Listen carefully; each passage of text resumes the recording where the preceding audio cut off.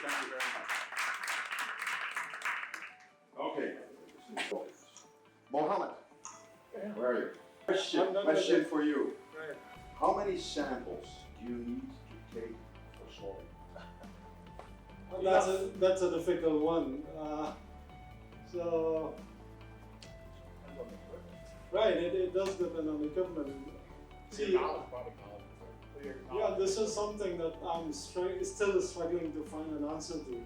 The main reason being like what we were talking earlier, there are like misconception a lot around.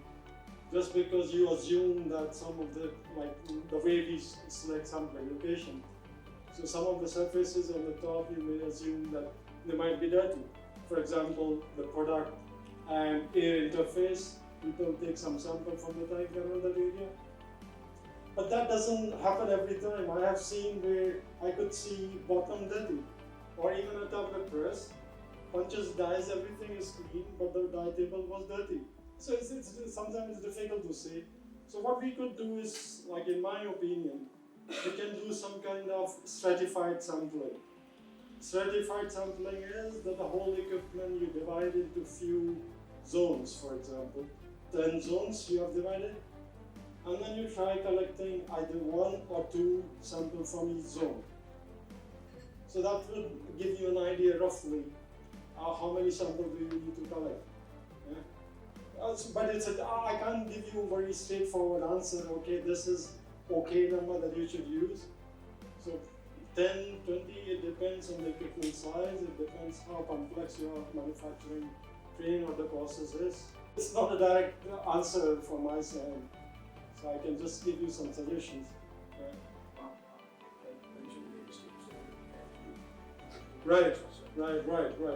So our suggestion is based on ASTM, that when we are doing the initial phase of qualification, where we are like validating, typically using 3 run, take as many samples as you could.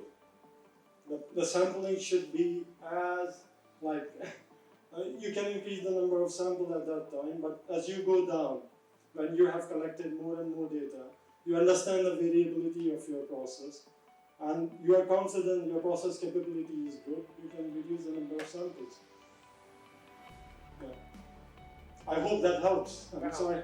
I think also too, just understanding, making sure you're capturing all the materials construction.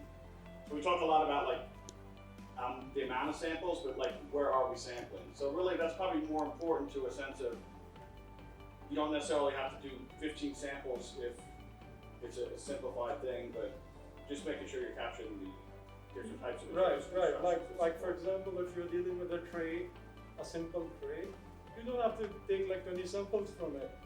Just 1 or 2 of them will do. Yeah. Scoop, yeah, it's one. Yeah, so it also depends on the complexity of your equipment.